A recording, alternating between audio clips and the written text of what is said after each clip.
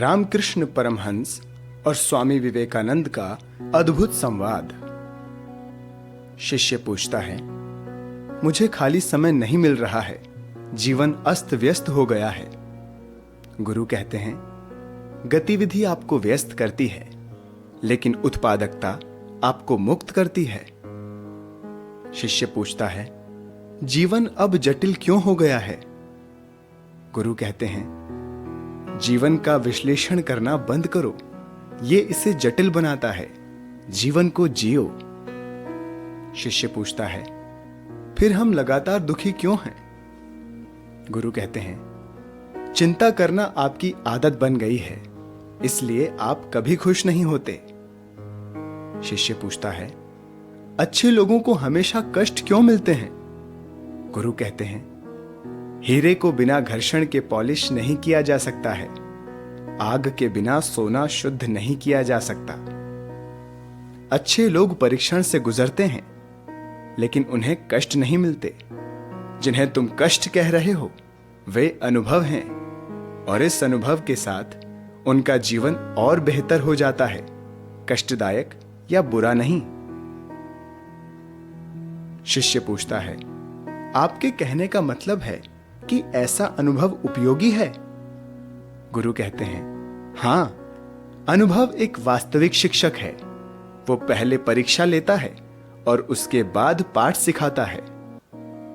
शिष्य पूछता है, कई समस्याओं के कारण हम नहीं जानते कि हम कहां जा रहे हैं। गुरु कहते हैं, अगर आप बाहर देखते हैं तो आप नहीं जान पाएंगे कि आप कहां जा रहे हैं।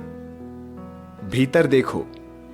आंखें दृष्टि प्रदान करती हैं, दिल रास्ता प्रदान करता है। शिष्य पूछता है, क्या सही दिशा में बढ़ने से अधिक असफलता हमें चोट पहुंचाती है? गुरु कहते हैं, सफलता दूसरों के द्वारा तय किया गया एक मानक है। संतुष्टि आपके द्वारा महसूस किया गया एक मानक है। शिष्य पूछता है, कठिन समय में आप लगातार प्रेरित कैसे रहते हैं? गुरु कहते हैं, हमेशा इस बात पर गौर करें कि आप कितनी दूर आ चुके हैं, बजाय इसके कि आपको अभी और कितनी दूर तक जाना है। हमेशा अपने आशीर्वादों को याद रखें, ना कि उसको जिसे आपने खोया है। शिष्य पूछता है, लोगों की कौन सी बात आपको आश्चर्यचकित करती है?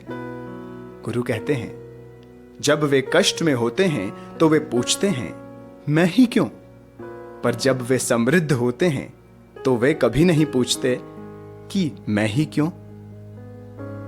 शिष्य पूछता है, मैं सर्वश्रेष्ठ जीवन कैसे प्राप्त कर सकता हूं?